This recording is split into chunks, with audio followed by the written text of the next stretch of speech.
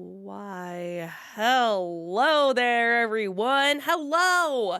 Happy Wednesday. It is, in fact, Wednesday, my dudes, if we quote the ancient texts of the internet there. Um, All welcome. right, explain that. What is that? Wednesday. Or It's Wednesday, my dudes. I don't know that one. Oh, really? It was a meme like, oh my gosh, years ago.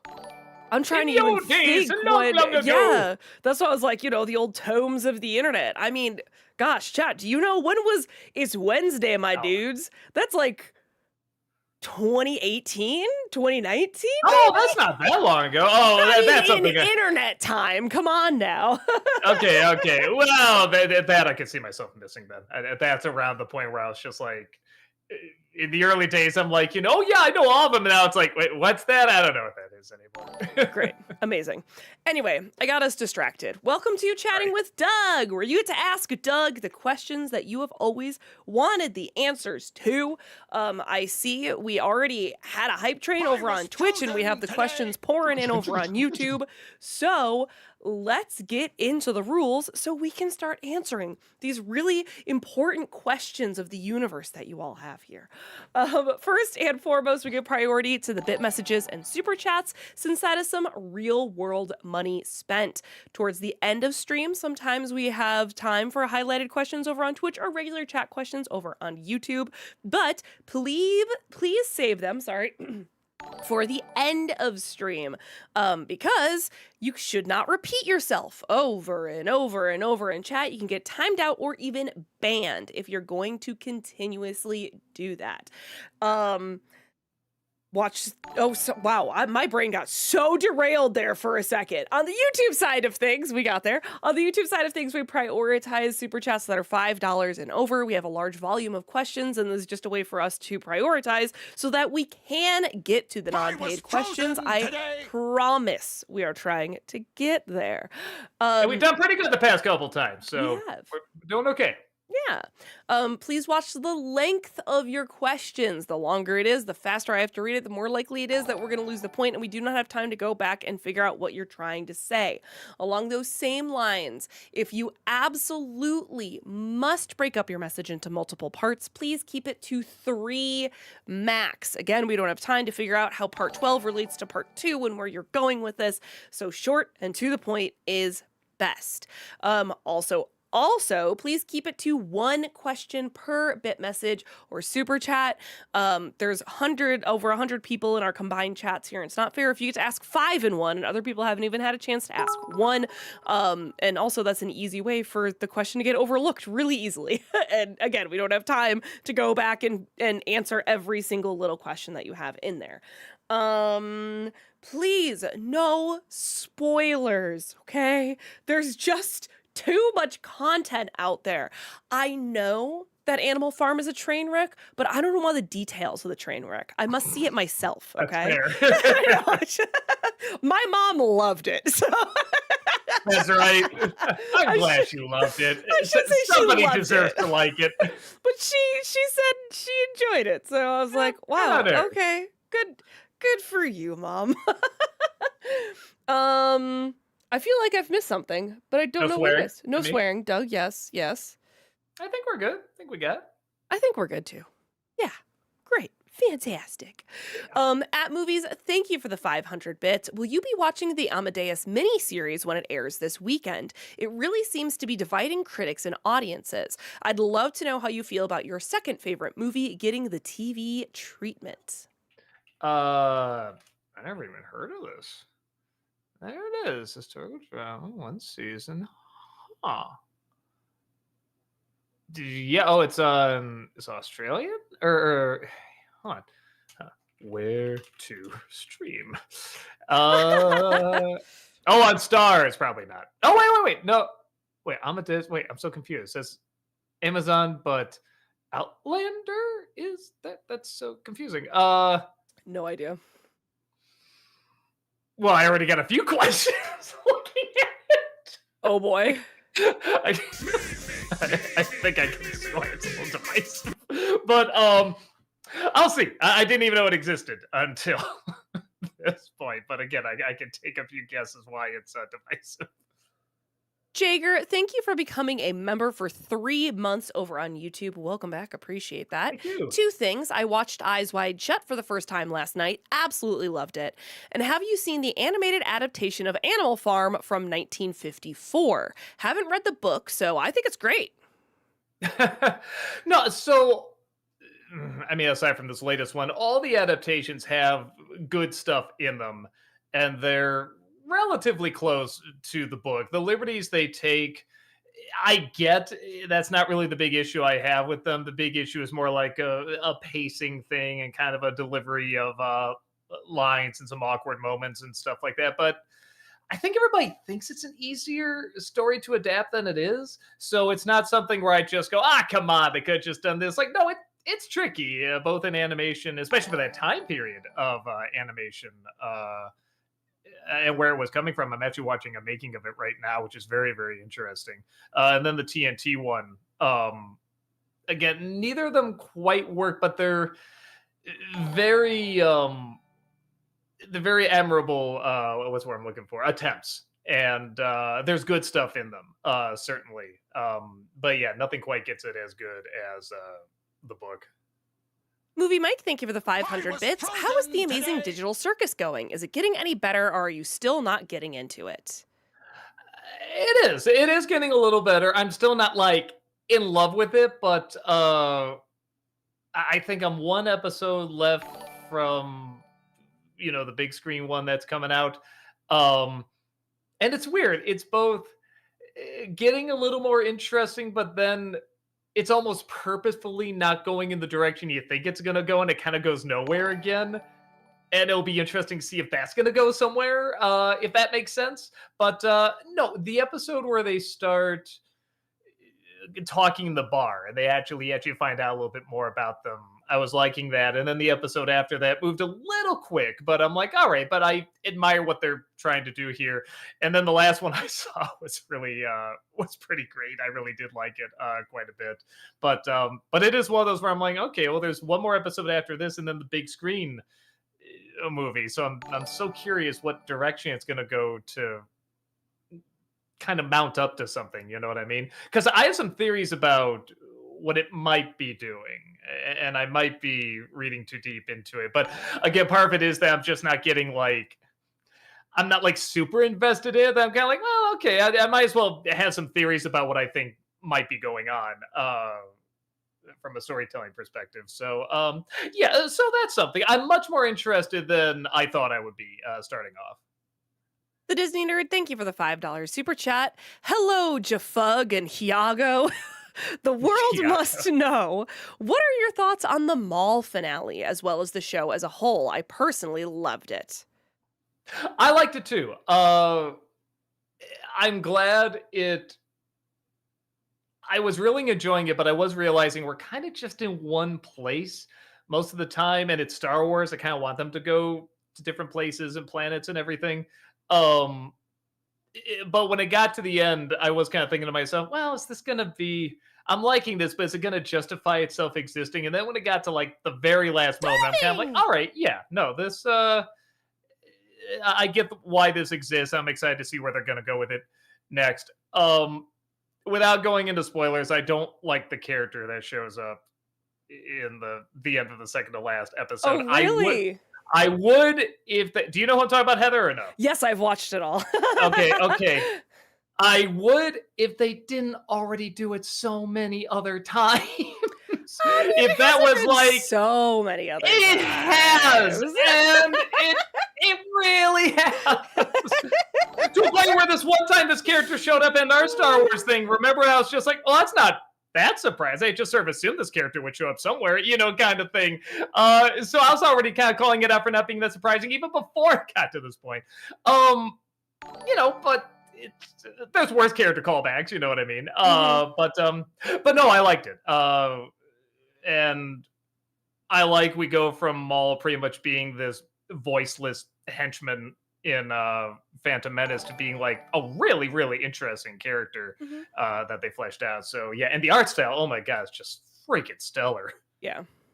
Dragon's Toy, thank you for that 73-month subscription over on Twitch. Welcome back. Appreciate it. Hello, lovely people. Hope you're having a great day. Same to you, Dragon's Toy. I Same got you. to Thank you. Larry Lester, thank you for the 500 bits. What would you like to see in a Daria revival, if you believe it should happen, that is? Man, after seeing the Malcolm in the Middle one, I really don't know.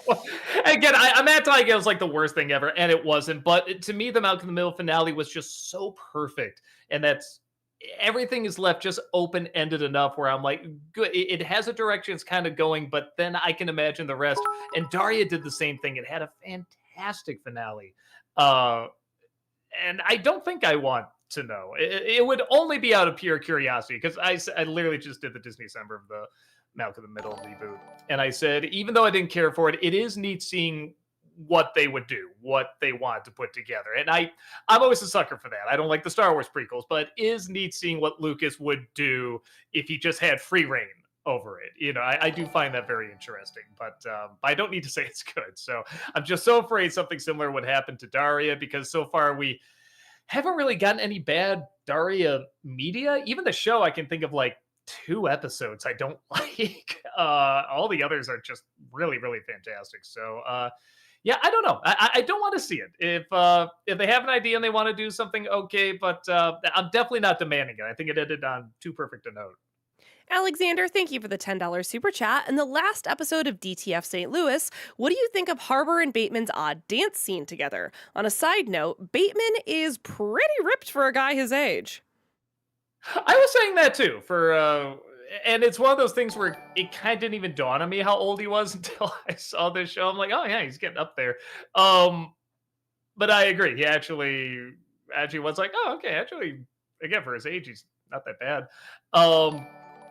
I mean, it is what it is. I think it's meant to like kind of blur the line of what's really going on between them, whether even they're aware of it or not.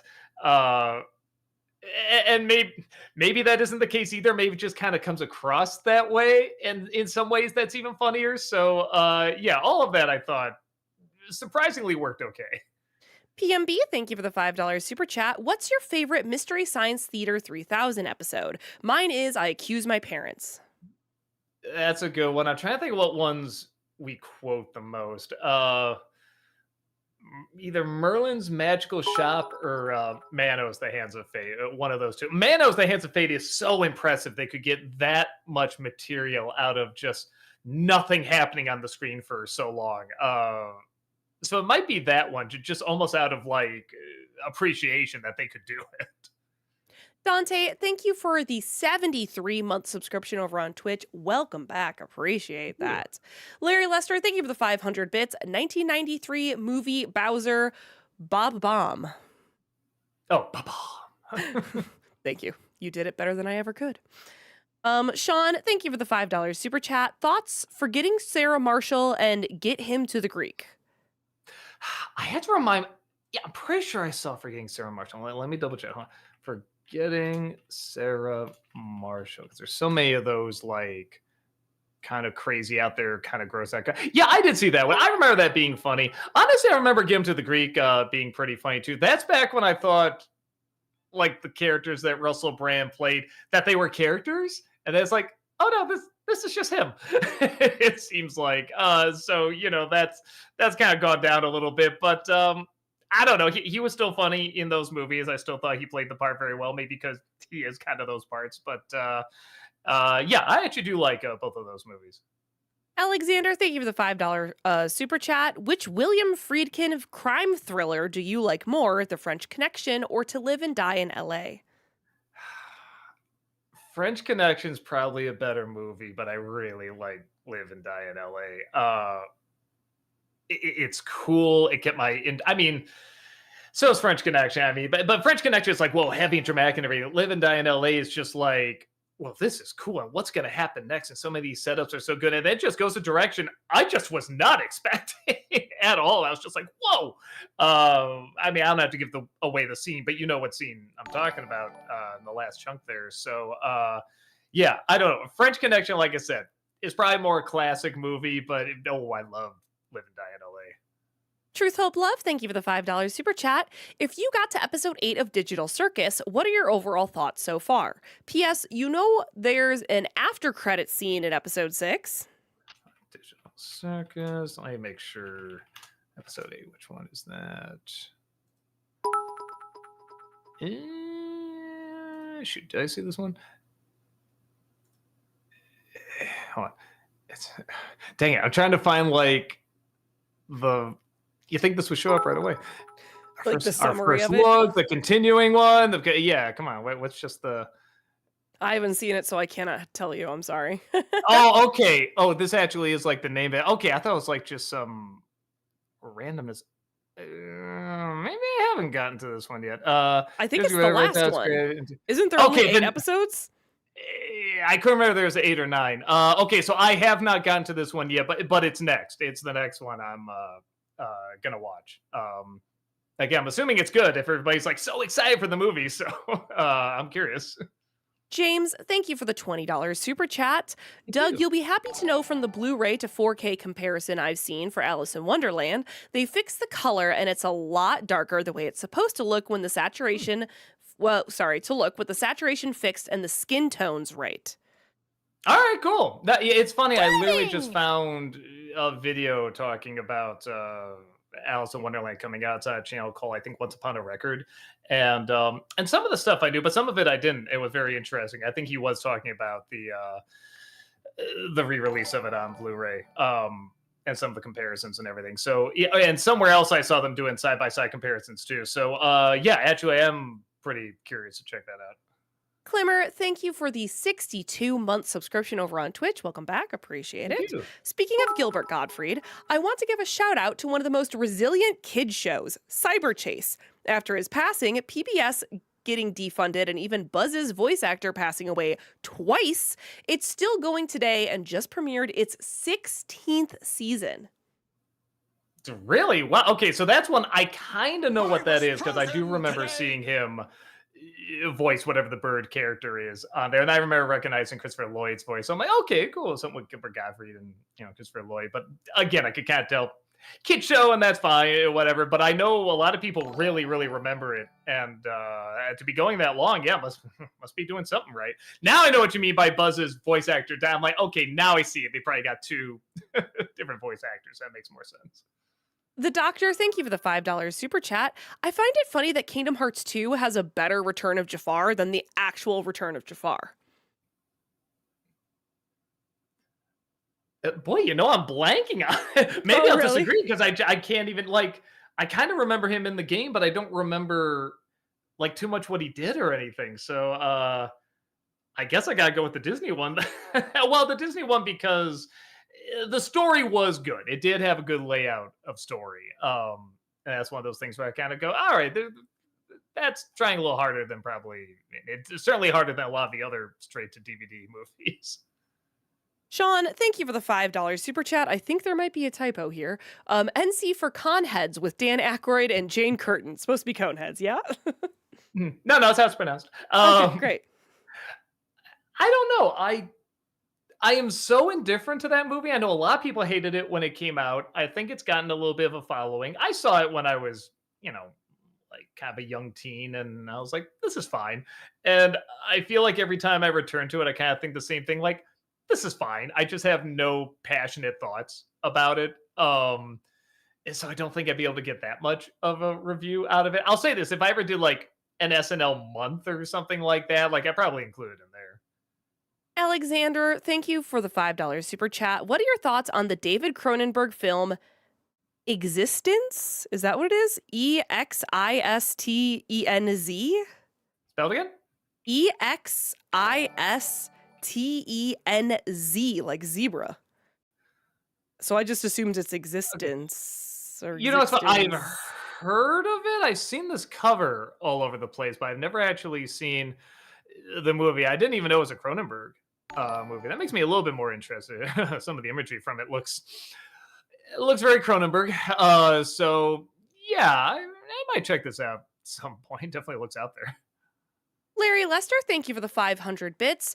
Charles Heston, Bear. I want that bear. Movie Mike, thank you for the 500 bits. How would you rank these Steven Spielberg films? Jaws, Indiana Jones and the Last Crusade, Hook, and Jurassic Park. All right, so we're going by like achievement. That'd probably be like Jaws, Jurassic Park, Last Crusade, and Hook. We're going by personal favorite. Probably Last Crusade, Jurassic Park. You know what? I'll be that guy. Hook, then Jaws. Oh, be Jaws, that guy! Jaws is clearly a better movie, but I got a connection to Hook. I can't help it. I have fond memories of it. So, yeah, I'm definitely not saying it's a better movie. Trip Corey, thank you for the $10 super chat. I demand you do another old versus new. Sorry to keep bugging you about it, but that was my favorite sketch of yours. Also, here Jeremy Irons finally finished Be Prepared at the Hollywood Bowl. I saw that pop up. I haven't had a chance to watch it yet. I'll check it out at some point. And old versus new, it's even before the chronic fatigue. I just didn't have the energy to do it anymore. They just take a lot more work, and I'm still writing them, acting in them, editing them, directing them. You know, it takes a lot of work. So yeah, that's one where I'm just like, I don't think I could do that one anymore. Crunchlong, thank you for the $5 super chat. Can we expect Disney Sembers for either American Graffiti or Tucker the Man and His Dreams, since they're both Lucasfilm productions? Uh, American Graffiti will be on there. I don't know if it'll be this year. The Tucker one I never even heard of. So yeah, I'll try to check that out. Headshot, thank you for the $5 super chat. Seeing the Return of Jafar review has reminded me that Ariel is the only Disney princess with a daughter. Do you think Melody deserved a better story? Uh, yeah, because the setup's not that bad. I want to say that was the first of those movies to do they have offspring, but something ironic, like some sort of spin or twist or something like that. Um, and I thought that was a good idea. And then when I actually saw the movie, I just found it so surprisingly underwhelming. So yeah, I because that idea of her wanting to go to the water, not knowing why, like that's her obsession is going into the water, and Ariel's obsession was getting on land. Like that's a fun setup. That's a clever setup. And again, the water is beautiful, the sea is beautiful, and everything. You could do so much, and it just never. I don't know. It never got fully fleshed out. It'd be interesting if they did. I know they never would, but if they actually did do like an animated cinematic release, like release in theaters and put the same effort into it. Like the same effort they put into like Rescuers Down Under. That would be kind of interesting. Nate, thank you for the $5 super chat. Doug, when are we going to get the NC on Disney's Hercules? You've been teasing us with it for years. I hate that movie and I want to see you rip it apart. Okay. I don't hate it. But no, we talked about doing a crossover with a certain someone. You can guess who it is. But that certain someone is very busy, and we tried to have like meetings on it and stuff like that. And sometimes we get somewhere, sometimes we don't. So yeah, it's one of those things where it's like, I don't want to rush them or anything like that. So, I'm taking it slowly. I'm trying not to rush you. I still got a few Disney Renaissance movies left to talk about. So yeah, it's on the radar though. Sean, thank you for the $5 super chat. Thoughts on Superbad? It's fine. I never got into it like everyone else did. Maybe I got to see it again. Like the performances are funny. It's certainly a nice send up to kind of those, 80s young adventures going out, where all sorts of crazy things happen and, kind of coming of age and stuff. Let me put it this way. I'm much rather watch that than like American Graffiti, American Pie. American Graffiti's a good movie. I'd rather watch that. Somebody brought up earlier. But yeah, I'd much rather watch that than American Pie. I thought there's more charm and humor to Superbad. But I think there was so much hype behind it. And the crowd I saw it with was laughing just so hard at everything. I'm just like, it's okay. That's a cute joke. Whatever. It's not that funny. You felt like you were getting gaslit by the audience. Like, laugh harder. A little bit. Sometimes that can really help. Sometimes a good Yes. audience can make something even funnier. Then you go back, it's like, oh, it's not quite as funny as I remember it. But then other times I'm just like, is everybody okay? JL, thank you for the 1,000 bits. Is there any new shows you're looking forward to? Boy, I'm sure there is, but I'm blanking on it. That Spider Noir show. I'm really excited for that. Truth, Hope, Love, thank you for the $5 super chat. You know, of all the talk about Matthew Broderick, I'm surprised you never made a joke about that car accident. A, it's a little too real. And B, I don't know. The things I make fun of him about are mainly on the acting. Most things I like to keep it connected to that. If it sounds like it was an accident, I want to just keep it to him on that level. Everything else I've seen about him doesn't seem like a scumbag or anything like that. That just seems like something that was just, from what I've seen, just sounds really, really tragic. Yes, I just feel like it'd be kind of a downer. If there's someone that's like a legit a-hole scumbag that, like, like a Bill Cosby or something like that, I'll make jokes about that. But it sounds like this was an accident, and that's a very, very sad, tragic thing. I don't know. I don't get too many laughs out of it, and I consider myself a pretty bad taste guy that laughs at a lot of jokes, and maybe there's a joke out there that will make me laugh at it, but I don't know. It's one of those where I'm like, I just haven't heard that funny a joke around it yet, and I don't think I'm going to be the one to make it. Sean, thank you for the $5 super chat. Have you seen Mad Monster Party or Gay Paris? And if so, thoughts? Uh, I've seen Gay Paris. It's all right. It's for the amount of effort that went into it, I wish there was a little more to it, but it's all right. And was there one Mad Monster Party? Yes, Mad Monster Party. Oh, you know what? I've heard of this. I have not seen it. I should check it out because it looks it looks pretty fun. It looks pretty goofy. At some point, I'll give it a look. Truth, Hope, Love, thank you for the $5 super chat. So, you previously stated each episode of Digital Circus had at least one interesting thing. What are those interesting things? I mean, I'd have to go back at every episode, but okay. So, like, the ending of the first episode with like the Last Supper thing, I thought was interesting, and that kind of sets up a little bit of a theory of what I think might be going on. In the second episode, I think it was with the NPC figuring out that he's an NPC. That was very interesting.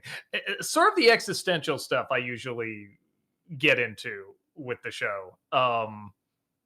So yeah, usually anything having that angle to it. Movie Mike, thank you for the 500 bits. How would you rank these Peter Mackinac villains?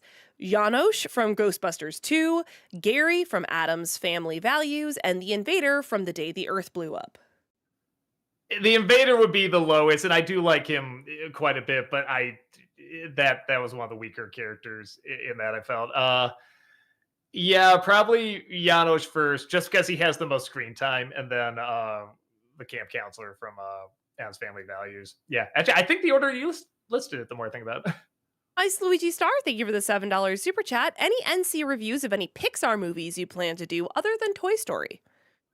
I'll do Incredibles 2 at some point. I didn't know apparently that movie has a real hate train. I didn't know that. I enjoy it. I'm not gonna say it's perfect, but I liked it. Yeah, or some other ones. I don't know. I'll have to look at the list again, see if any jump out to me. But I definitely want to do Incredibles 2.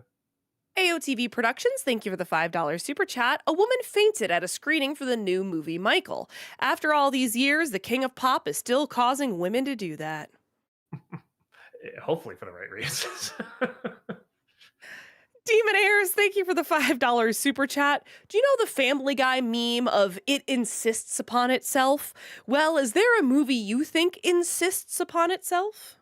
Oh, I'm sure several. And I love that line. That's one of my favorite lines. You know, it's like I don't. Sometimes I look at movies that way, but I more look at people that way. Every once in a while, I'll see a person where I'll be talking about, someone to rob, and I'll just be like, you know what kind of person this is? This is it insists upon itself person, and he just knows what I'm talking about. when we heard that line, we just both howled with laughter and said, "Oh my god, we just knew we were always going to remember that line. That's such a great line." Um, so I'm sure there's plenty of movies that do that. Well, okay, give off the vibe of somebody that would, talk that way, be very uppity and whatever. But I more talk about people that way. Tony Filippo, thank you for the $5 super chat. Be honest, Doug. Is Chester A. Bum really a fusion between your cats, Chaplin and Buster? You take Chaplin's first and Buster's second half, and boom. Maybe. He's opening up a little bit, but he's kind of a sourpuss. It's weird. He's gone through this weird like metamorphosis of being. We got him because he was this cute little kid who loved to play. He was the most playful out of all the cats. But then there was a problem with his hip, and we went in, we got him the surgery, and he was just never quite the same after that. He was a little bit more withdrawn, and we asked what could be because of the surgery, and they're like, probably not. Just some cats change. But only now is he starting to open up a little bit more. He's starting to like, relax around us more and stuff like that. Him and Chaplin can't just tolerate each other, which is kind of a shame. But they're getting a little closer now, but that's a lot of years for that to happen. So I don't know. That's a long-winded way of saying probably not. I took what was supposed to be a light, fluffy. Hey, can it be your cats? I'm like, my cats don't get along like they should. Let me go into deep analysis why. Yeah, sorry, I kind of went a different direction. AOTV, thank you for the $10 super chat. Will you review Michael Jackson's Ghosts? It was written by MJ and Stephen King. It's also the most expensive music video ever made, $15 million, and Jackson paid for all of it. I didn't know Stephen King helped write it. That's interesting. I don't know because there's definitely some stuff you can make fun of and talk about. But copyright claims love their audio. That's like the number one thing they leap on now. It's one of the reasons we don't do that many musicals either. And B, it's mostly kind of boring. That's what's so odd about it. There's some things that are neat. Michael Jackson's always going to have something neat in whatever he does. But it really goes on way too long. And it's very obvious what it's trying to do and what it's trying to say. But again, that's very Michael, isn't it? But yeah, if it was like, I don't know, 3-5 minutes, like maybe it'd be like, yeah, that wasn't bad, but it just keeps going and going and going. So yeah, I don't know. I don't think I could get that much out of it. Star Wars Satan, thank you for the 44-month subscription over on Twitch. Welcome back. Appreciate that. You. No question, just wanted to tell you about the funniest critic review about a movie that I've seen on IMDb, The Hitcher remake from 2007. The Hitcher is the Jessica Simpson of psycho killer flicks, cheerfully in touch with its own brainlessness. That's good. Brad might actually be reviewing that soon because he just talked about the original. I haven't seen any of them, and I really should. I hear the original is pretty good. So one of these days I'll check it out. JL, thank you for the 600 bits. I did not see Michael. I sadly got sick during the week. I'm curious what you thought about it. I still haven't had a chance to see it. It would have to be a time when I could like get away on my own because my wife's not interested in seeing it. Rob already saw it. I just don't think I'm going to be able to get to the theater in time to see it. So I may have to just stream it when it comes out. Maybe I'll just sit really close to the TV and listen to the headphones to really get the IMAX experience.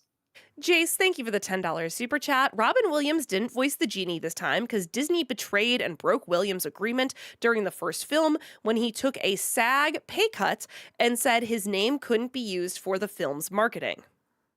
Yeah, and he said he wanted it for if he was ever going to do children's like media, he wanted it to be educational. So that's why he came back, but it always had to be in some form of like, teaching kids something, which is weird because I don't remember the third Aladdin movie doing that. But everything after that, he always like, if he was the genie, it'd have to be like an educational short or an educational game or something like that. So yeah, they worked it out, I guess. But it was one of those things where it's been covered a lot. So I just kind of said, yeah, like everyone's kind of talked about this. I don't think I need to go into great detail about it.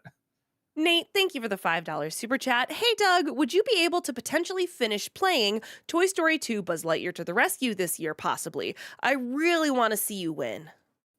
Uh, Thank you so much. I think I'm good. There's something about having to always go back to those levels. That's something that drives me nuts is when you get far in a game and even though the setup is like, yeah, they let you know how many are left and everything, but they don't let you know how many you need. So when Mm. you have to keep going back to levels you already played to look for something, that just always gets under my skin. That is just so boring to me and just so kills the momentum of a game. So at least with something like Mario Galaxy, it's very clear letting you know how much you need to proceed to the next level. Like it's always letting you know that. If you want more, great, you can get it somewhere else. But like, yeah, there's something about, well, you got this. You can leave if you want. You might need more later, but we're not going to tell you how many more you need. It's like, oh, just tell me. Come on. So I feel like Mario Galaxy got that idea down much better. AOTV, thank you for the $5 super chat. Think you'll do a full review of Captain Planet in honor of Ted Turner. I mean, I feel like I kind of did. That's one of my earlier reviews. I talked about the show. Yeah, I can't think of too much else to say. I guess there's a few episodes I could bring up. Well, no, I couldn't because one of them has the other H word in it, and I can't talk about him on YouTube. So even though it has a really funny scene in it, but yeah, can't talk about. Jace, thank you for the $5 super chat. How far into Digital Circus are you? Unlike Circus's Animal Farm, Digital Circus is how you do a good modern adaptation, i.e., I have no mouth. You gonna see the film?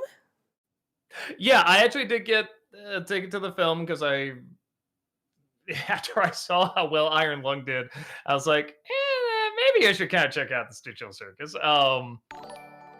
It just ain't if for any reason just to get a vibe on what the youngins are watching and everything. So, yeah, I'm on.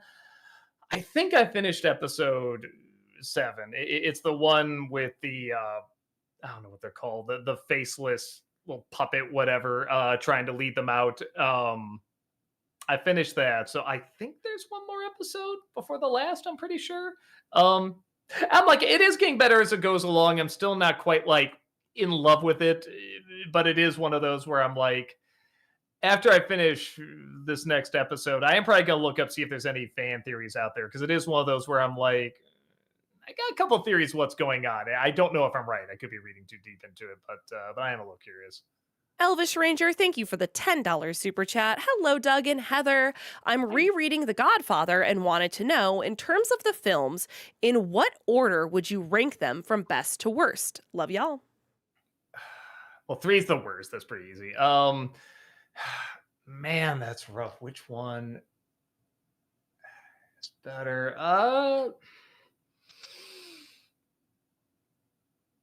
Man, I don't know. That's so rough. I guess I'll say 1 is a little better because it was the first one to do it. But brother, is it's close. There's a lot of people who would say 2 is better, and I couldn't argue it that much. I mean, they're both just so good and so chilling. So yeah, for now I'll say 1, but again, it's not a hill I'm willing to die on. You know what I mean? It's just because I have to pick one of them. Movie Mike, thank you for the 500 bits. In the last episode of Amazing Digital Circus, what did you think of Kane's song? Also, what do you think of his breakdown? Uh, I think it may be in an episode you haven't seen yet. I don't know if I've seen that yet. So, well, Because they there's said a the hint. last episode, and you said you haven't seen that Yeah, one yet. but it could be the last one I saw. Maybe. Oh, that's true. And there's like a hint of a breakdown from Kane in the one I saw. I don't think that's the one you're talking about though. And if there was a song, it was very quick. So if you're talking about one that just happened, well, that one's not very memorable. So I guess I'll have to see if we're talking about the one I just saw or the one I'm going to watch next. Nate, thank you for the $5 super chat. Doug, for Disney December, you should really consider playing the Spider-Man 3 movie video game. It makes the movie look really good by comparison. Yeah, I've seen some clips from it that are pretty funny.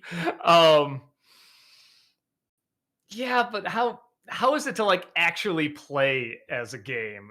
That's the thing I'm just kind of like about. I guess it would count as a Marvel game, but I don't know. I also want to play games that are legit like fun. Yeah. you know, maybe it is a fun game. I don't know, but I'm just so behind on some of the other games I'm more curious about. So Hmm. probably not. But I'd be lying if I said I didn't kind of want to see what was so funny about it.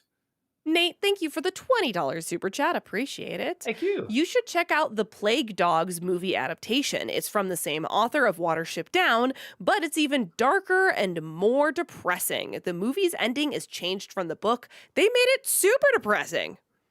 Yeah, playing dogs. Let me see if that's. And no, I have not seen this one, and I should because you're right. I've heard good things about it. I really liked Watership Down. I don't know why I haven't checked it. Let me put that on my list of movies to watch because that is one I'm curious about. Talons of Water, thank you for the $5 super chat. Since you're a fan of Gorillaz, Doug, do you have any specific favorite songs from that band? Um, it's funny because I'm not gonna say it's like the best song, but just kind of puts me like in a cool mood. I don't even remember the name of it. It's the one that starts off basically a bong being lit, and it's Noodle just kind of saying this stuff about listening directly to your music. It's kind of this nice violin music with like a boom boom boom beat again. I don't know. It's when I Timing! hear it, I think of like just being indoors, like on a rainy day. And it's like I'm warm inside, but I can feel like the cold from the window outside of like the rain. And it's just a contrast of like different kind of relaxed feelings I get that I really like. I'm not saying it's like their best song, but I don't know why. I weirdly connect to that one, even though you could argue there's nothing that much deep about it. It's not really much of a party song. Jenny from Super Kitties, thank you for the $10 super chat. Seeing as how you grew up with Sesame Street, there's something that I need to ask you. Do you remember the Ernie and Bert sketch where they explore an Egyptian pyramid? It was so creepy. No, I don't. It's funny because I did grow up with Sesame Street, but because it was so long ago, I don't have the strongest memories of them. Like I remember some bits, I remember some scenes from it. The ones that a lot of people know, like when a certain character dies, or like when the Wicked Witch shows up, all that. Like I know those, but yeah, it's not something where I definitely can't say what happened in episode first. It was this scene and then this scene. That like I definitely couldn't do that. New Jersey's Diablo, thank you for the $10 super chat. Hi, Doug. Have you heard of the I video game Indiana Jones and the Great Circle? It's a fun FPS/adventure game starring Indiana Jones. Would love to see a possible Let's Play of it in the future. That's definitely, I think, high on the priority list for Doug. Yeah, we were looking because we were even saying that might be the next Disney December game. We didn't do it right away because we didn't know how YouTube would react to certain imagery being in it. But we've seen other people stream it and be okay. So I guess we'll see. Sean49 Doctor, thank you for the 500 bits. Hey, Doug, out of all the Right. Buster Keaton films out there, did you ever see the few films he made with Jimmy Durant? Keaton called it a miserable experience because MGM wasn't letting him pick his own projects by then. They only did 3 films together: The Passionate Plumber, Speak Easily, and What No Beer. I legit didn't know that. You know what? I take it back. This image of him with the giant scissors. I feel like I've seen that somewhere before, but no, I actually legit didn't know that. And what's so funny is all the imagery is like Jimmy Durant, looking like, doing all that, and Buster Keaton doing his usual thing of like, like that. But it sounds like that's how they really were in real life. So that's pretty funny. Yeah, I'd be curious to check those out. I really should, because I have seen a fair amount of Buster Keaton, but I'm terrible at remembering which ones, like what happened in them. I guess kind of like Sesame Street. I remember chunks of it, but I couldn't tell you much about what happened from beginning to end. That's like the one thing Charlie Chaplin I think had over Buster Keaton, is that I did remember what happened in the stories from beginning to end. Epic Kevster, thank you for the $5 super chat. New Star Fox trailer dropped while you're streaming, and they gave them ugly Sonic designs. Lol. You know, that's so funny because I saw it drop like right before a stream. I'm like, oh, look at this. And I was just kind of watching it on mute. I kind of like the designs because they look like the Super Nintendo covers, which already looked a little weird. So I just thought that was kind of a funny throwback. But that could be, I could kind of care less what they look like, honestly. I mean, the big thing for me is how the ships move and everything. So the fact that they went with that route, I was kind of like, oh, that's fun. So maybe I'll be the only one that thinks that. Nicroman, thank you for the $10 super chat. I'm having a trash movie night with friends. Which one do you recommend? The B movie or Chicken Little? Eh, I mean, B movie to me, for all the dumb it has, is legit kind of fun. Chicken Little, I think, is just an unpleasant experience. I just didn't enjoy it, even in a so bad it's good way. Where B movie, I think you definitely could. Mustard Man, thank you for the 500 bits. With the country going all in on the 250th anniversary, do you feel brave enough to face the YouTube guidelines and do a review of the most patriotic film ever, Team America World Police? uh, that's another one. I could probably get a little bit of material out of it, but it's one of those horrible secrets. I like it. I don't get that into it. It's another one where maybe because I don't like looking at those puppets. I find it kind of dull and off-putting, but I know it's kind of supposed to be off-putting. It has led to one of my favorite lines ever from those two when they asked, "Why did you work with marionette puppets?" And they said, "Oh, it's not really about our love of puppetry as much as our hatred of actors." I love that line. Keko Man, thank you for the $5 super chat. What happened to Nostalgia Critic riffs? Those were funny. I recommend riffing on Bellboy Donald, a Donald Duck short from 1942. It's a random one to do. Yeah, I just kind of got too busy and if we did like a special screening or something like that, we would do another one of those. But yeah, it was just a time thing. I'll say this: we were talking about maybe somewhere in the future opening up something to maybe do. I mean, this would be a couple years from now, but like maybe doing videos where I could try something that's like stuff at my desk, kind of here. Again, to sort of work with the chronic fatigue a little bit. And that was one of the things I was thinking about doing because we did.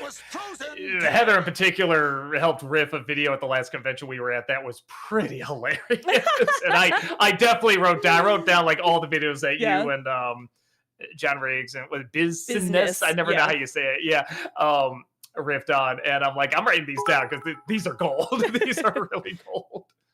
Brett, thank you for the $5 super chat. Thoughts on the Coyote versus Acme trailer? I thought it looked like fun. It's not something I would think you could really do a movie on, but seemed James Gunn's name on there, and the fact that they are committing to it. Well, now it does look pretty enjoyable. The only thing I'm really afraid of is the 3D animation looking really fake. 3D trying to look like 2D, but then there's other times where it looks pretty good. Like I think they did go in and they hand drew some stuff, made it proper 2D. So I'm concerned about that not mixing, but yeah, everything else I saw was pretty funny. I thought the clever shade at Warner in the teaser was pretty smart. Larry Lester, thank you for the 500 bits. The Daria musical episode and the one with the holidays? Those are the ones. Those are the only two I don't like. Justin, thank you for the $5 super chat. Perfect idea to avoid copyright. Do a clipless review of Kiki's Delivery Service with Doug as Kiki and Chaplin as Gigi. What a snob. I don't think I have the effort. We haven't done a clipless in a long time. I mean, again, even before I got the chronic fatigue, I am just getting older. And it does take the energy down a little bit. So yeah, I think like Rise of Skywalker was the last one we did. And I like that one. So I like that one being the last one. Tom Jackson, thank you for the $5 super chat. Review Jackass movies? What's that to talk about? That was funny. That was funny. That was funny. I got nothing else to say. AJ's dad, thank you for the $5 super chat. Thoughts on Death to Smoochie, one of Robin Williams' most underrated movies? I don't know. Every time I see it, it gets a little better and a little worse every single time. There's things about it that I want to love just for how kind of trollish and odd it is. But then there's other things where I'm just like, this is so sloppy. And I feel like it's not on purpose. Yeah, there's times where I just don't know what it's trying to do. But when it is kind of that mean, bad taste, dark movie, of course I love it.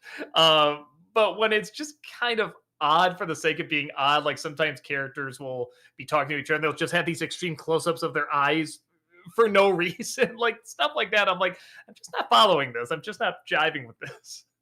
Alex loves musicals. Thank you for the 500 bits. Daniel Radcliffe was just nominated for a Tony Award, Best Leading Actor in a Play. I saw him in a musical and he was really good. What's your favorite role that he's played? Trying to think. I didn't really get into Daniel Radcliffe until well after the Harry Potter stuff because it's not the kids' fault. I Yeah. don't think those kids are very good in those movies. They're not awful. They're not like distractingly awful, but they're all just kind of wooden. And again, I don't really blame them. They're kids that they were picked and everything. When they're at their best, they're okay in those movies. But as he kept going, he actually really did become pretty good. And I mean, a lot of it is his comedies. There was some sort of silly rom com adventure he was in where he's the villain. He was very funny in that. Kimmy Schmidt, he was hilarious in Oh my that. gosh, yeah, I forgot Yeah, about he was that. so funny in Oh my that. goodness. So and I know I've seen him in dramas Timing! before where he's good, but I just remember him so much more in the comedies. And yeah, it's always nice to see. It's nice to see someone when you're kind of like, I don't know how good this person is, and then they like really, really evolve over the years. So that's always really, really nice to see. The Doctor, thank you for the $5 super chat. A game recommendation. I can't remember if I already recommended it. Assassin's Creed. I think Doug would enjoy the SEO trilogy or the Kenway saga. We have it on the list. I've never played any of them. Again, I know they're famous games, but it's it's kind of like mid tier in terms of like all these other games I want to play. So I'm sure whenever we do the next vote, we'll throw that on the list too. But yeah, so it's on there. But like I said, there's more games I'm more interested in playing. Yeah. Teo Rajlik, thank you for the €5 super chat. Doug, a while ago you did a top 10 scariest movie performance. Who would you put top 11 to 15? I don't know. I'm trying to think of yeah, all the ones I'm thinking of kind of made it on that list. I'm trying to think of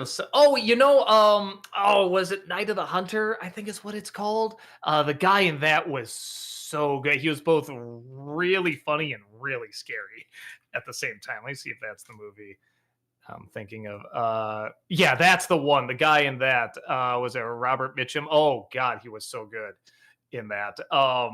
He definitely be one of them. I'm sure there's others, but that's like the big one I'm coming back to. Talking Movie Bubbles, thank you for the $5 super chat. Did you know that Steve from Blues Clues now has a podcast? Also got my Blu-ray copy of The Storyteller. Very cool. If the storyteller is the one I'm thinking of, the Jim Henson one, I remember that being pretty good. And I was too old for Blue's Clues. So that sounds great. I have no thoughts on it whatsoever. I just didn't grow up with it. Movie Mike, thank you for the 500 bits. Besides Dante Bosco, have you met any of the other actors from Avatar? I will be meeting Toph's voice actress, Michaela Jill Murphy, at a con. I'm trying to think. I don't think so. Yeah, I don't think so. JL, thank you for the 600 bits. Doug, did you watch any Star Wars movies this year for Star Wars Day? I watched the ending of Mole, if that counts. Sean, thank you for the $5 super chat. Have you ever watched Fairy Tale Theater Show from the 80s? Yeah, the Shelley Duvall one. Again, I was looking at Night of the Hunter. I think she was on there. Yeah, they're they are what they are. They're kind of charmingly awkward. But the one with Robin Williams and Terry Garr in The Frog Prince definitely had a few jokes where I was kind of like, oh, wow. I'm impressed you could get away with that. There's one scene where the frog's in the dressing room and, she's changing to something else and she says, turn around, you horny toad. I'm like, whoa. Like, I was very impressed I could get away with that. Amazing. Dang. Javed Plays, thank you for the 501 bits. Hi, Doug Walker. I have your permission to screen Kickassia, Suburban Nights, and To Boldly Flee for the Fringe Movie Club that I attend? I don't know what it is. I guess? Sure. Great. Movie Mike, thank you for the 500 bits. I know your favorite Tim Burton films are Ed Wood and Batman, so I was wondering, how would you rank these other four? Pee-wee's Big Adventure, Beetlejuice, Edward Scissorhands, and Batman Returns. Probably Scissorhands.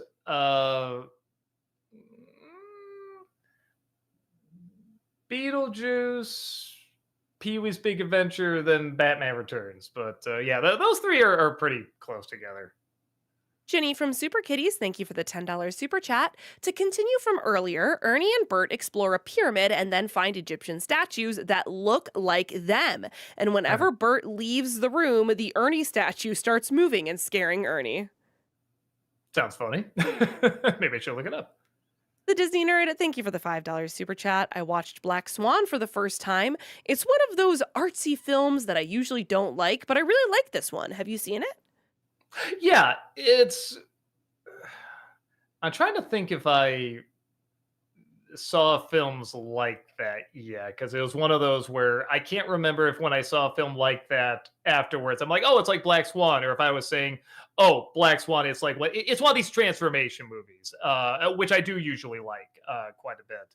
And yeah, no, I enjoyed it quite a bit. I mean, there's not a whole bunch you can say about it. Just it knows what it wants to be. It follows through and it succeeds at it. Does so in a very cool, artistic way. Everybody acts right. It's shot great. Yeah, it's a very some people will talk about a film it's very competently done. It's not like it's great, but it's competently done. That's kind of like the art house version of that was competently done. It just got done exactly what it wanted to do. Talking Movie Bubbles, thank you for the $5 super chat. Also, you should the Jim Henson version of Animal Farm. That was Jim Henson, his company who did that. I'm sure I'm gonna do a Nostalgia Critic on the newer one that came out, and I'm sure I'll reference that in there. Movie Mike, thank you for the 500 bits. An amazing digital circus. What do you think of Jax? Let me double it. Jax, I think, is the bunny. I'm pretty sure. I've only seen one episode, but I'm pretty sure it's the rabbit. There he is. Yeah. With all the characters, I love the design. I love the fact that his mouth technically never opens. It'll move like he's talking, but the teeth are always down. I think that's a really fun design. The episode where him and Pomni, is that how you say it? Yeah, get along more, or whatever, the gun episode. I feel like I would have liked more if there was one more lead into it. If there's one more episode where her and him were starting to get along a little bit. When it got to that point where they really talk for real, I thought that's just a hint too fast. So he's a good character. He works, but I do feel like, man, I feel like that moment would be a much bigger moment. I would be really invested if they had one more episode prior where they set that up just a hint more. Jace, thank you for the $5 super chat. Thoughts/feelings on the confirmed 5th and final season of Hazbin Hotel. Maybe Amazon will fill that graphic animated slot with a true to comic mask show. Wait, so they just did 2. So they're doing 3 more seasons? Is that how it works? Of Hazbin? Right? Yeah, wait. It said 5th and final, right? Yeah. Okay. Yeah, so they how must many seasons have we had? We've had 2, I think. So that's still 3 more seasons. So when I heard 5th and final, I'm like, it's wrapping up already? Wait, is it? I guess I don't know because it's so far in the future. Yeah, I haven't even seen season 3 or 4 yet, so I don't know how to react to it. The Disney Nerd, thank you for the $5 super chat. Are there any I don't know why I can never say this. Review revisits coming up. I should do it. You know, there was one I was going to do with a crossover, but he had to delay it. Uh, so I've kind of been putting it off, but I probably should do one soon to make up for that because I do like doing them. Yeah, I'll probably do one pretty soon. Larry Lester, thank you for the 500 bits. You should see Gaming Magox 13's takedown of Incredibles. When you're done with yours, in fact, see a lot of his reviews, including the Toy Story movie love letters. All right, try to check them out. JL, thank you for the 600 bits. Is there a favorite memory from Ferris Bueller's Day Off? And did you have a chance to check out the new 4K transfer for Alice in Wonderland? Yet I hope they do that with all the Disney animated films. No, but I'll probably try to check it out because I do really like that movie. I have it on Blu-ray. No, that's the thing. I don't know if mine can play 4K the more I think about it. I think they only do Blu-ray, so it might not even be a factor. And a favorite memory from Ferris Bueller. Well, let me see. It is one of those where even as a kid, I kind of thought the principal was the most funny. um, it just I always like the a-hole who gets his comeuppance and is full of himself, and him running around, like Grace, all that. I love all that. So yeah, honestly, most of his scenes I really really like.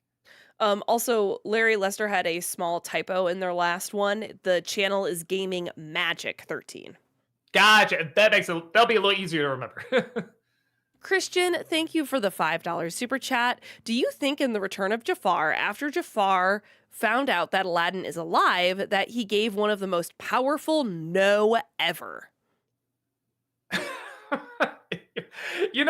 I was gonna say it's kind of an odd question, but then again, I do really remember that no.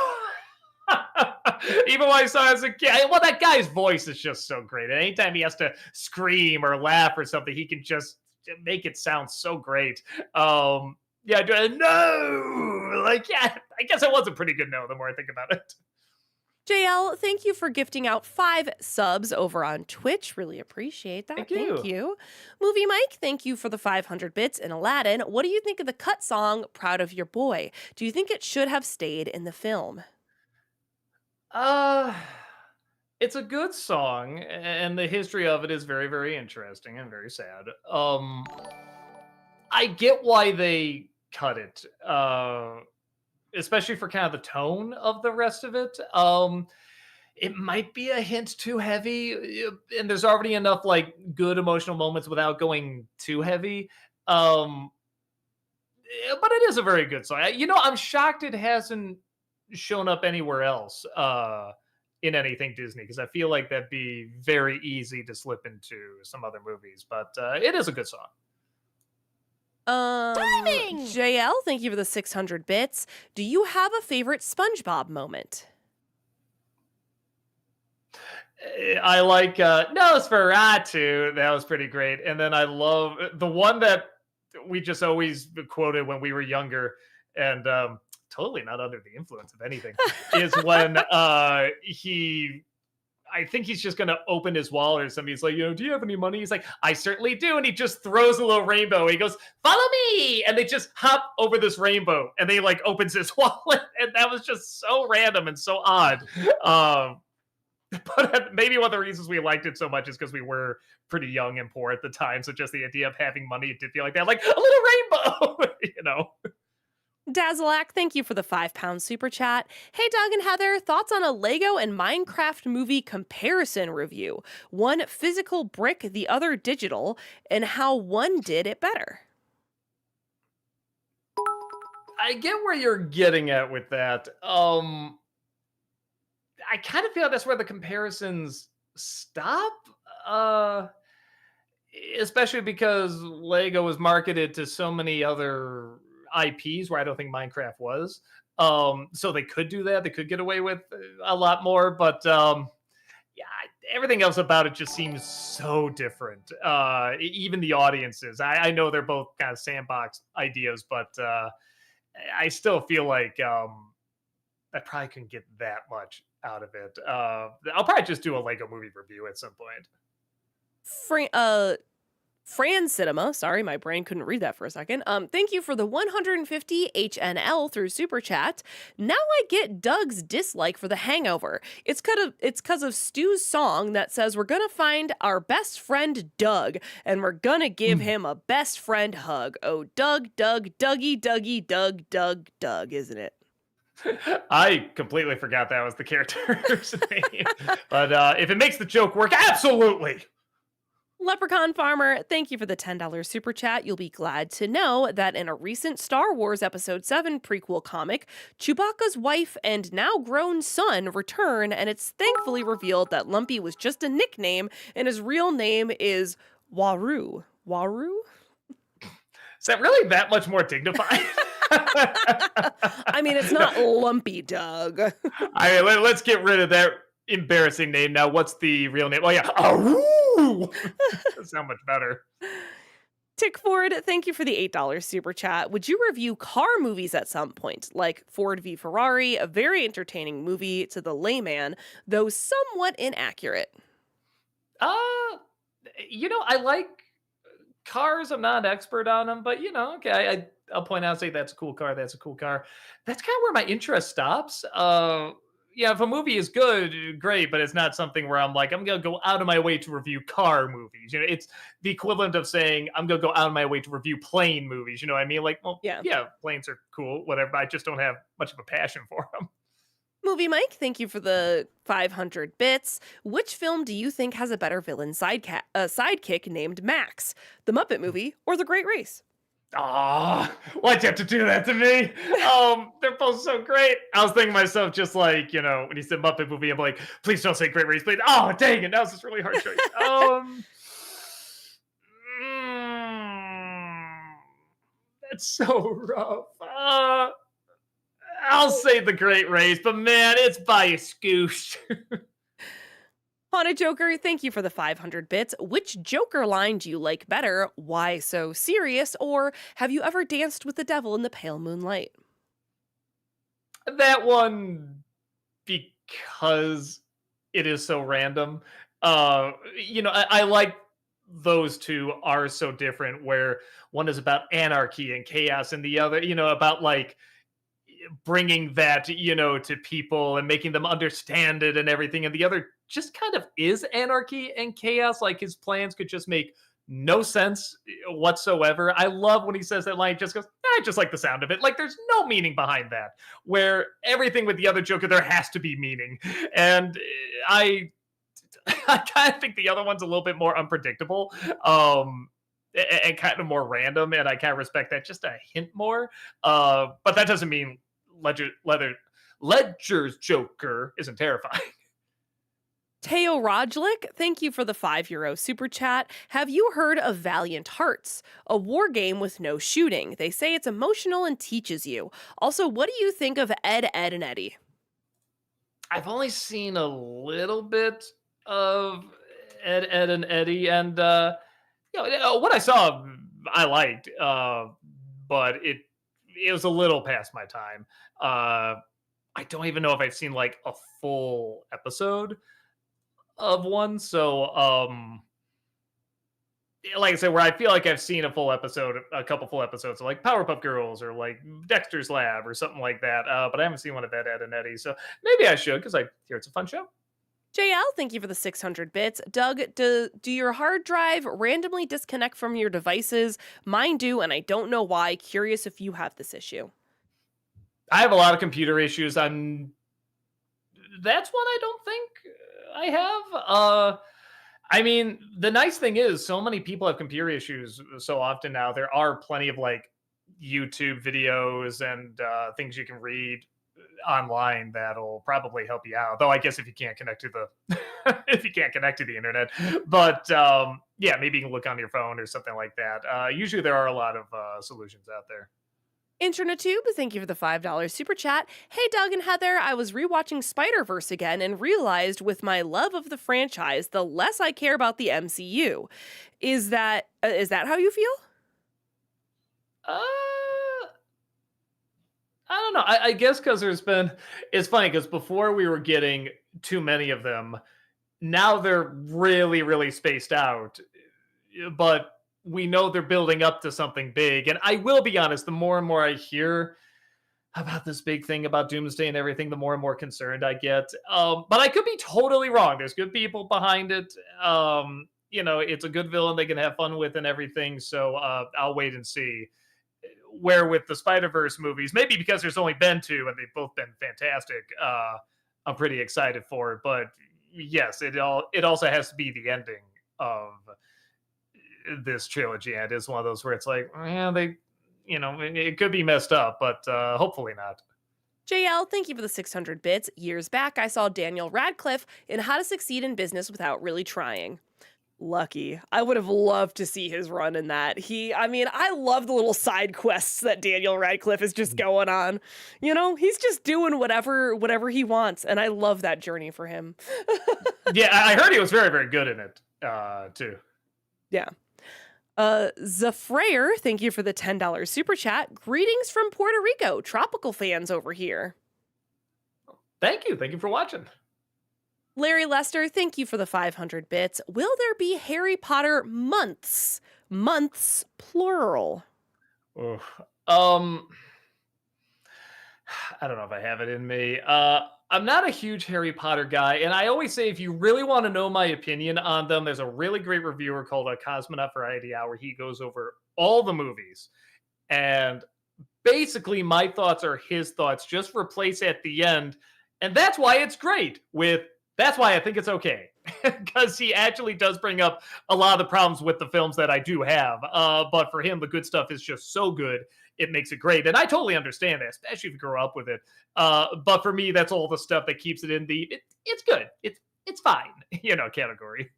Sean, thank you for the $5 super chat. NC for Mel Brooks' Robin Hood parody. YouTube won't let me type the whole title.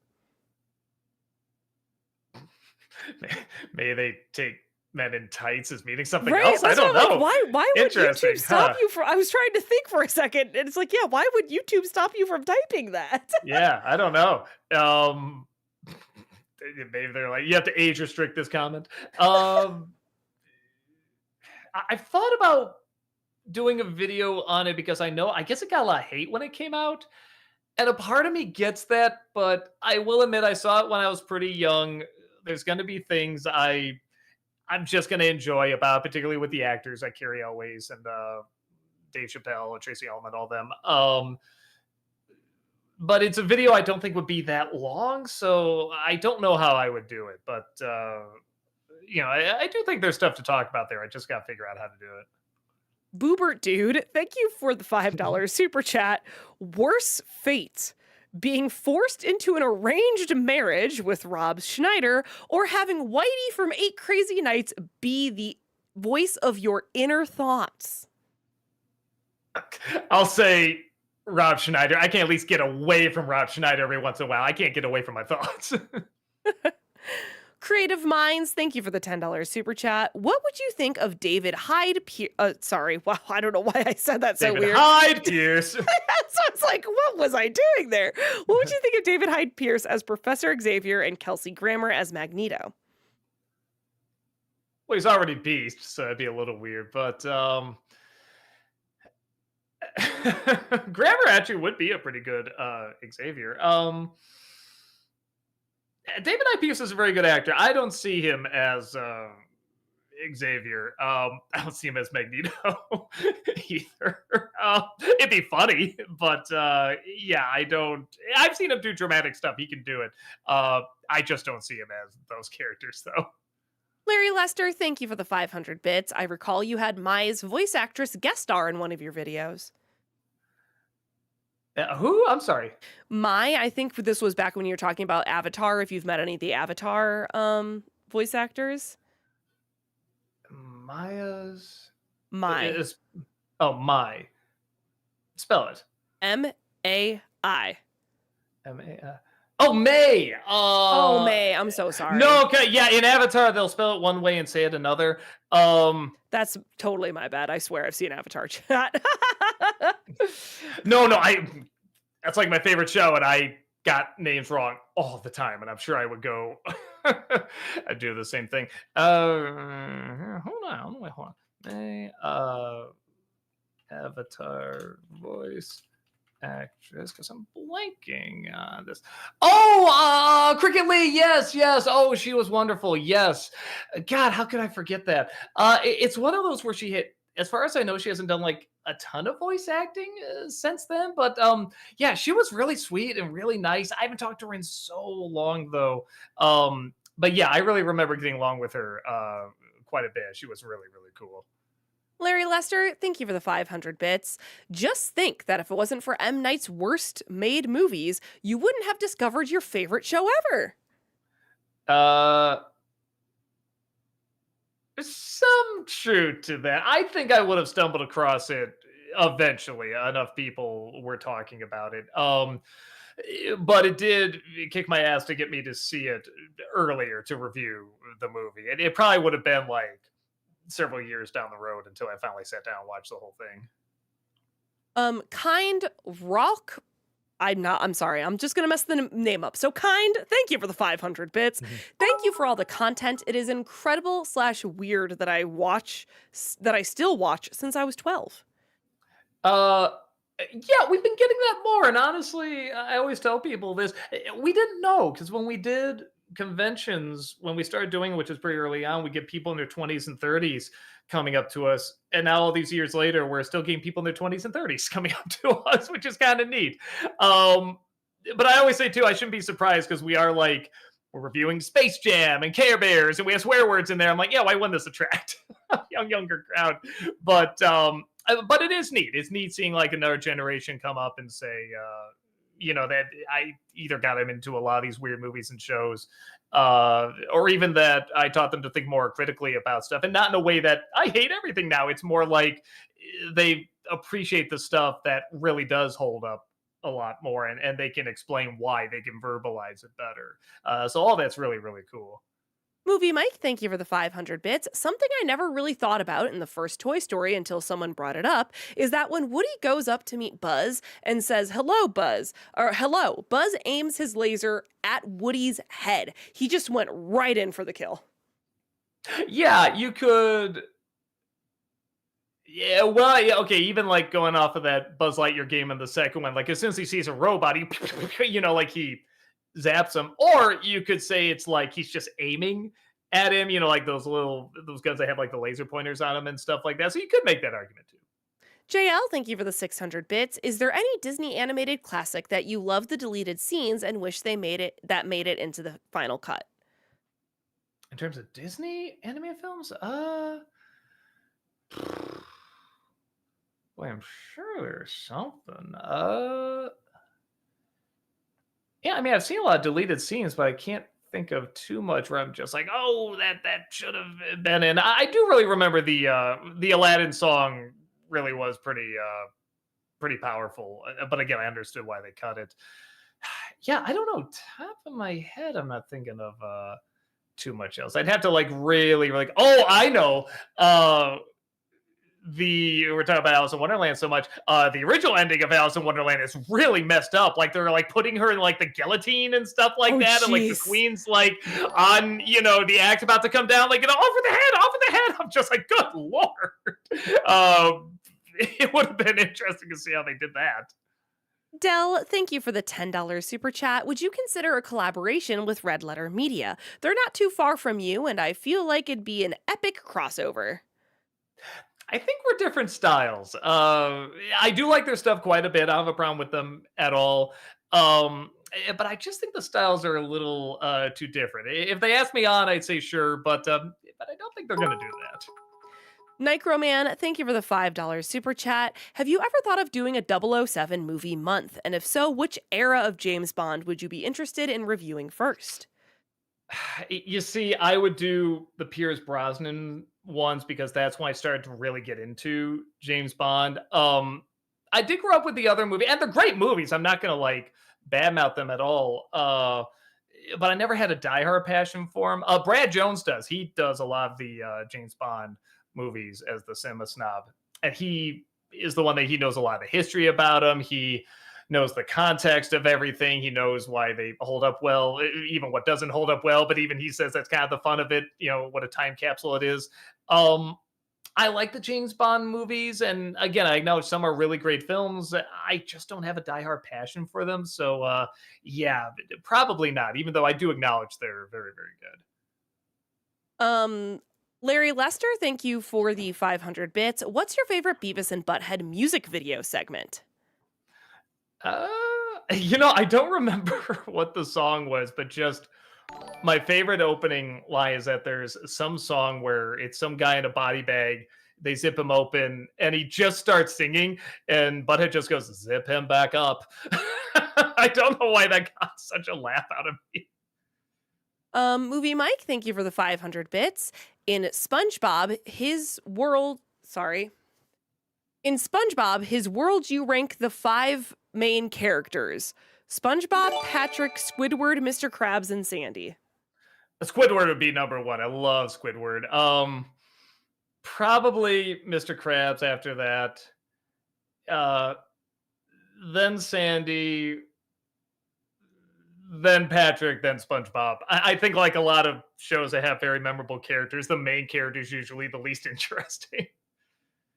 Movie Mike, I just read that, sorry. Movie Mike, thank you for the 500 bits. And Avatar, what do you think of May and Zuko's relationship? Uh, I liked it. I'm not quite diehard on the Zuko and Katara like absolutely had to be together thing. I wasn't even really thinking that hard about it until people start bringing it up, and that kind of went, oh, okay, I guess I can see that. I guess it would technically work better than him and May, but I thought him and May were fine. I thought they worked. It wasn't something where I thought it was so obvious these two should get together. But again, maybe I just wasn't paying attention enough. Maybe I just wasn't enough of a fanboy. I don't know. The King Cam Black Man, thank you so much for the raid over on Twitch. Appreciate that. you. Welcome, Raiders. Donnie, thank you for the $5 super chat. My favorite line from Jafar's voice actor is his lines in Hell of a Boss. How about you cease this bitch crying? Yeah, it's funny. I remember hearing he was in there, but I can't remember who he voiced. There's so many characters on that show, though. Even if you told me the name, the more I think about it, I don't know if I would remember. But sounds right. He sounds like someone that would be on there. Christopher Killian, thank you for the $5 super chat. Doug, have you started Bad Batch, the Clone Wars spinoff yet? And how is your progress on The Chosen? Thoughts so far? Yeah, where'd I get? Oh, I know where I'm at the shows. I'm at the scene with the marketplace, him, turning over everything. And the reason I remember that, obviously, it's built up to, but there's one scene I just laughed so hard at where he gets out. I don't know if it's like I guess it's a whip, like a little thing you use like on donkeys or whatever and stuff like that. And he's using it to destroy stuff in the market, but there's one scene where it's like Indiana Jones where he throws it and it just whips around like this little table leg and then just rips the leg off, and I just laughed so hard. Just something about it's trying to look so grim and real, and then as soon as he does that, like Indiana Jones, I lost it. I don't know. He's the son of God. I guess he can do whatever he wants, but that was pretty funny. And what was the first part of the question? I'm sorry. Have you started Bad Batch, the Clone Wars spinoff? No, I'm probably not going to get to it this year because I got too many other shows to watch. Larry Lester, thank you for the 500 bits. What's your favorite deleted scene in general? Man, I'm trying to think. One, so I haven't seen it, but I've heard of it, is the original ending to Haunting of Hill House, the miniseries Haunting of Hill House, because it completely changes the ending. They show a window at the end indicating everything is a fantasy, that they're all secretly in this room. And I was just like, oh, that would have fixed everything because we like the show a lot except the ending. And it's like it literally would have been 2 seconds. The last 2 seconds would have saved that ending. Aside from that, I love the original ending to Little Shop of Horrors because they just shot that whole thing, and it's such an impressive, amazing feat. And just the idea that they didn't include it in there, that they went for a completely different ending, uh, was really a move. And I don't even dislike the original ending, but or either ending, honestly. But wow, what a move to put that much effort into it. Sword Boy, thank you for the $5 super chat. Hello, Doug. Honor to meet you. Would you do a review on Romeo and Juliet Sealed with a Kiss, which came out in 2005? It's stupidly funny and a fun bad movie. Yeah, I don't even think I've ever heard of it before. I'll try to check it out. Sorry, things are moving on me. JL, thank you for the 600 bits. I do like SpongeBob when they all get afraid of the butterfly. There were so many pandemic memes of it, it made me laugh till my chest hurt. I gotta. I don't know if I've seen that one. I can already guess what it is, kind of the context of it, but yeah, I don't think I've seen that one. Teriologic, thank you for the €2 super chat. Could you do Harry Potter month talking about them? Probably not. Again, I feel like I'm just gonna say the same things that the Cosmo Variety Hour said. I'm just gonna say that's why I think it's all right instead of that's why I think it's great. Dr. Cleaves, thank you for the 47-month subscription over on Twitch. Welcome back. Thank you. Appreciate that. Rumors have it that Smash Bros. 6 is going to be announced next month for E3. I'm hoping Sora will be back, but which character are you all hoping for? Uh, how many characters are left? I know, right? At this point, jeez. Who Yeah, I hasn't don't. been in? Gino for Smash. I Super was gonna Mario say, RPG. I mean, at this point, I'm like, I don't know. Did Rosalina ever make it in there? I guess that if she hasn't yet. Right, yeah, and I think instead of E3, I think they mean the Summer Games Fest. I don't know, yeah, because E3 Hmm. does not exist anymore. Hmm. Movie Mike, thank you for the 500 bits. In the Expendables films, which villain do you like more? Eric Roberts in the first one or Jean-Claude Van Damme in the second one? Van Damme. That was just cool. It's cool seeing him as the bad guy, and he knew just the right tone. Not to say the first one didn't, but it's just neat. It's neat seeing Stallone, Schwarzenegger, Willis fighting Jean Claude Van Damme. It's just so freaking cool. Spawn Freak, thank you for the $5 super chat. Hi, Doug. Hi, Heather. Question for both of you. Any plans to play Pragmata? It's a fun sci fi action game with a great emotional story. I literally just started it on Monday on my personal channel. And man, what an interesting battle system. That hacking system is very interesting. It took me a second to get used to it, and I'm sure picking it back up again on Monday is going to be like, okay, how do I do this? But it's been really good so far. Um, I've heard of it. I haven't played. I've been seeing it advertised everywhere, and I will admit, I am such. It's such an old trope at this point, but I am a sucker for big towering thing and then little tiny person teaming up. I'm such a sucker for those. And Diana is so cute. They obviously Yeah. spent a lot of time with real kids. Like, she behaves like a real child does. She's Oh, so cute. interesting. I love her. Movie Mike, thank you for the 500 bits. Have you seen the band episode of SpongeBob where he sings Sweet Victory? I don't know. Hold on. SpongeBob Sweet Victory. I mean, if you haven't, it's one of the most iconic Okay, episodes of the show. so it's funny. I've seen this moment, but I haven't seen the episode. I just know it's a really, really Wow. famous moment. Well, because they did at the Super Bowl, right? Didn't they have like a little segment of that at one point? At one point, yeah. Yeah. So I guess I should sit down and watch the whole thing, see what's about. Because you're right, it is such a huge thing. Mm-hmm. Sean, thank you for the $5 super chat. Favorite scene from Empire Strikes Back? Oh, brother. I mean, the big reveal is pretty great. Um, A lot of the Yoda scenes, honestly, I just love the short little bits of wisdom. I love that is why you fail. No, do not. There is no try. I mean, all those scenes really are good. Um, I love when he's just the silly little guy. Mine. He's kind of fooling him, and all that is wonderful. Yeah, it's really Dang! Yoda and Vader. They have all the good scenes. I feel like. There's one moment where Vader just, Luke's looking for where he is and stuff like that. And Vader just comes out. He just misses him, and he just sort of turns to him like hunched over like this. And he, even though you can't see his face or anything, you're just like, he is pissed. It's like so intimidating. JL, thank you for the 600 bits. What's your favorite scene in The Force Awakens? Uh, you know, there's a lot of good scenes. I love when Harrison Ford just shouts Ben.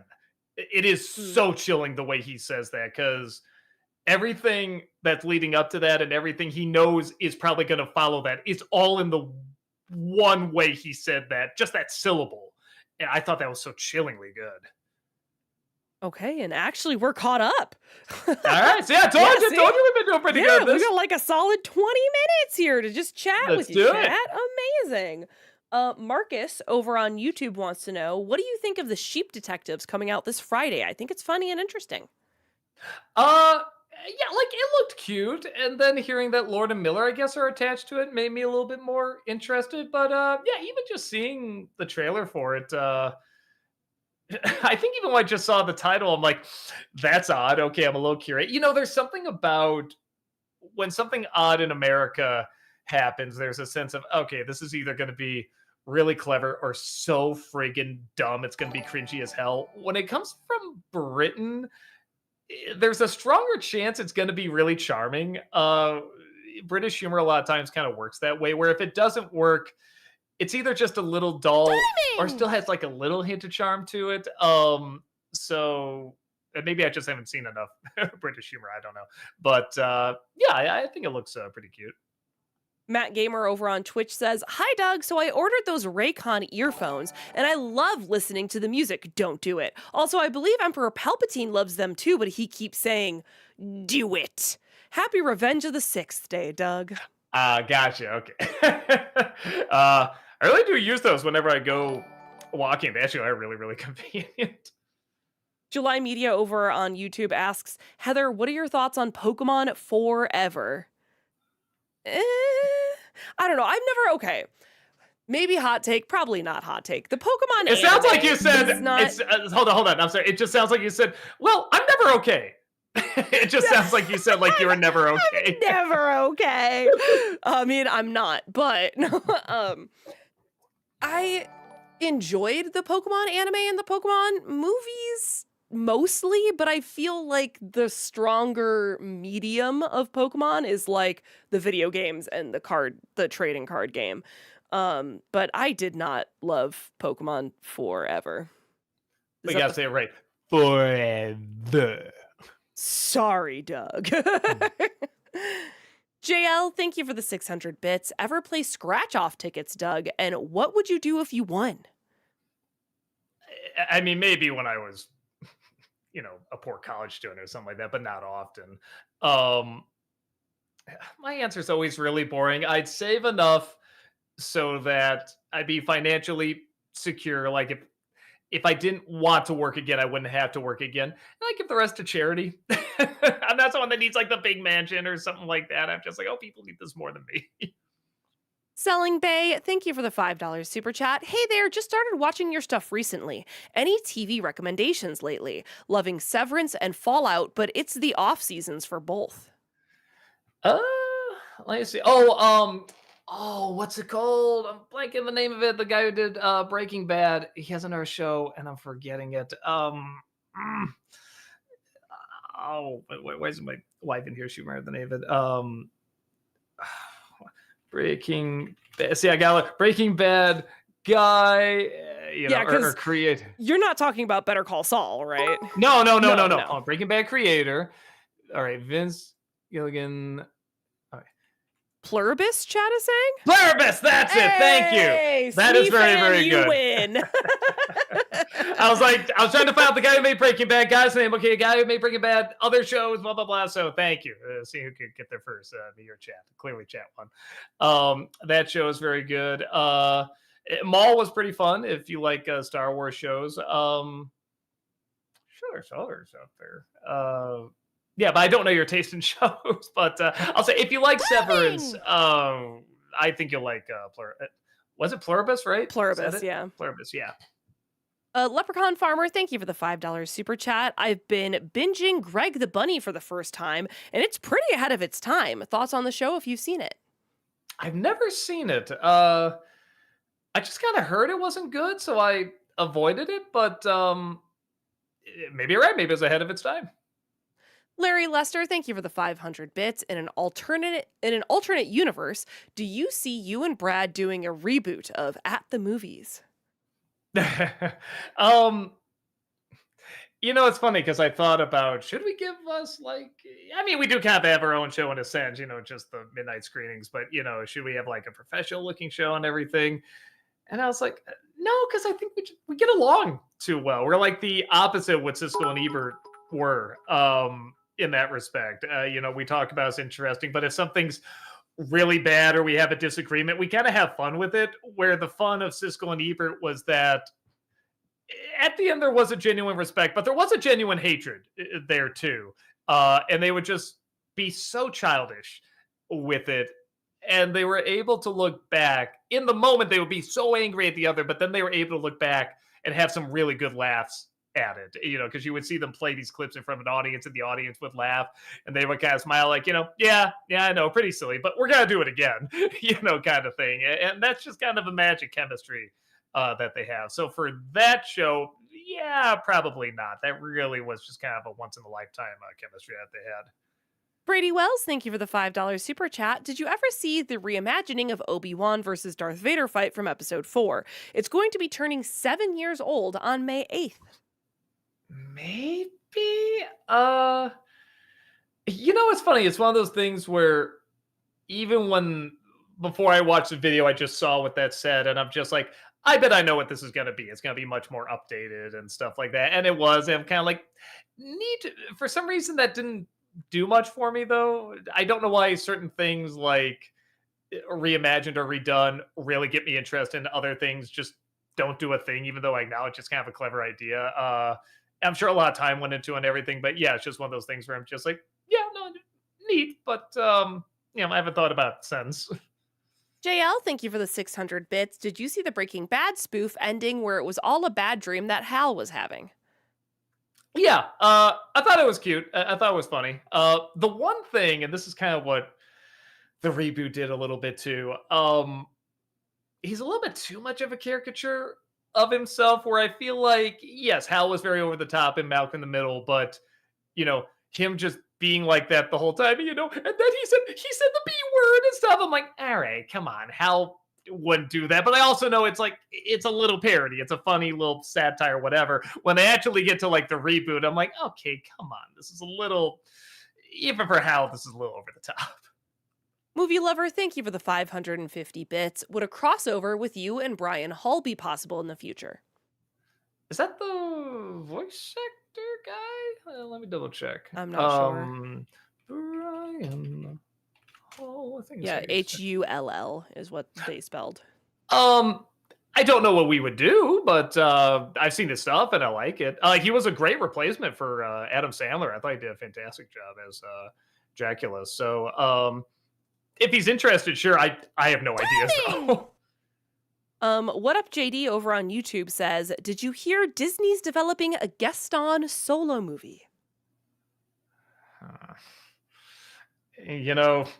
20 years ago, I'd be like, ooh. Now I'm like, oh, what's this? You know what I like to see? I'd like to see a Gaston solo movie that's just a documentary on the people who play Gaston at the Disney parks, because I bet that'd be fun. I bet that'd be interesting. Sean49 Doctor over on Twitch says, Doug, David Lynch's film The Elephant Man is being added to the Criterion Collection this summer. Ever seen this film, and if so, your thoughts? Yeah, I liked it. It's funny because I guess when it came out, it was so not what people were expecting, especially people who like knew the real story. They were kind of like, "This isn't as uplifting as we were hoping it would be," um, but it is good, and I don't know, like a lot of Lynch's films, is kind of hard to put into a box, even though you could argue it's one of his more straightforward stories. But it's still so odd and strange, and I don't know the way he tries to really make the other people look more monstrous and beastly, and him much more sympathetic. In the Lynchian way that he does it, I thought was pretty effective. And I don't know, the part that sticks with me the most is just the last bit before the ending. It's so David Lynch, and it's so, I don't know, calming but eerie at the same time. And I don't know, it's such a mix of a bunch of different emotions. And weirdly enough, that's the moment that probably sticks with me the most. JL, thank you for the 600 bits. Is there anything you're looking forward to with Brand New Day? Uh, I guess the fact that it's the first time I've seen a Spider-Man movie and I wasn't asking who's the villain. I thought that was interesting. I was much more interested in what was going on with Spider-Man himself and his relationships and all that stuff. And I don't even know if that's going to be done great because I see Zendaya's back in, and I like her. I have no problem with her at all. But it is one of those things where I'm like, okay, well, do we just break them up so we can get them back together again? Is there going to be a point to this? I'm a little cautious about that, but yeah, just the fact I actually do like the Spider-Man enough that I just want to see him be Spider-Man, and that's enough. I don't need to know, well, what's the villain, who's playing the villain. I like that doesn't play as big a part for me in this franchise.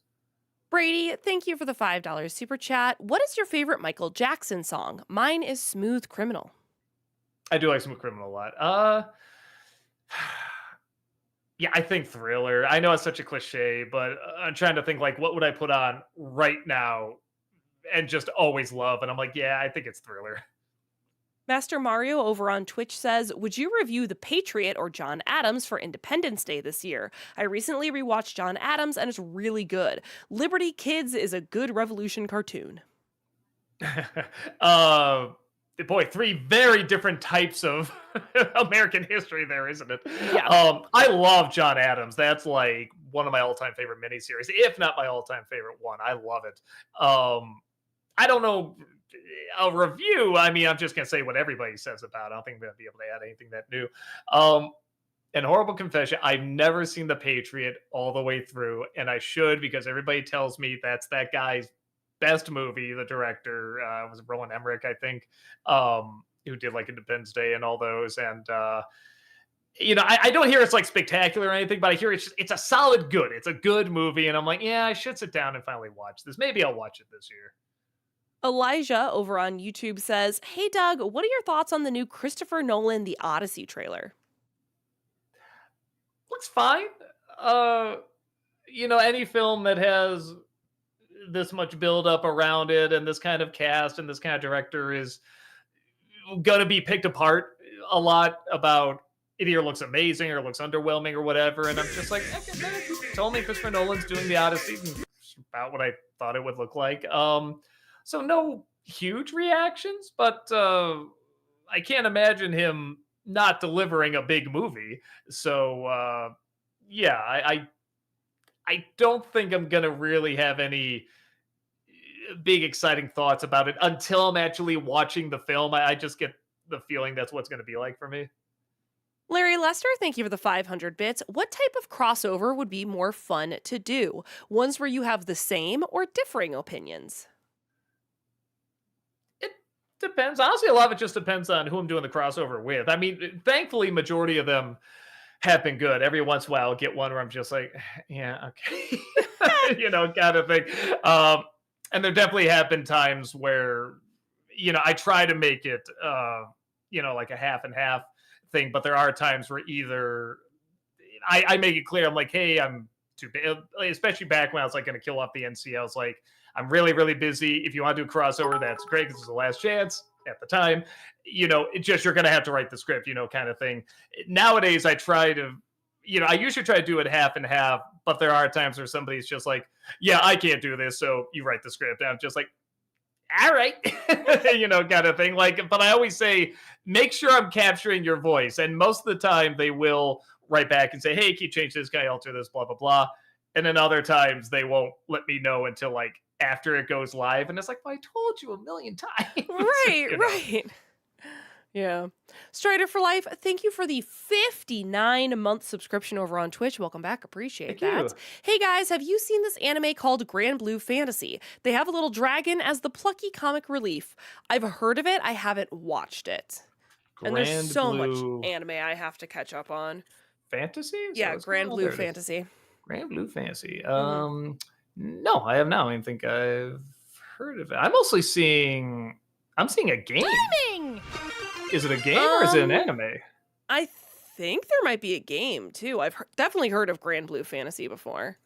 Yeah, I was gonna say I'm seeing the game over the. Oh, it's Okay, based on a phone game. Okay, great. Thank you, Raymond. gotcha. Okay, yeah, because that was popping up first. No, I have not heard of either. It's a franchise, so it can be anything. Yeah, indeed. Whatever it wants to be. Burnsy, thank you for the 500 bits. Hi, Doug. So I watched the Double Reviewers review of Animal Farm. I read the book, and the part I liked most was the horse who looked back on what happened with some pride. How did the Animal Farm movie show that scene? I'm not sure they did. Well, so what the double reviewer is that what they said? Yeah, they said I watched the Double Reviewers review of Animal Farm. Okay. And look back with pride. Yeah, it's one of those things where I'm kind of like, I mean, there are times where the horse is proud of what he did. The horse is the closest thing to like a likable character in it. And a lot of that I think is just Woody Harrelson's acting. I mean, he's a really good actor. So there's moments, plural, of that.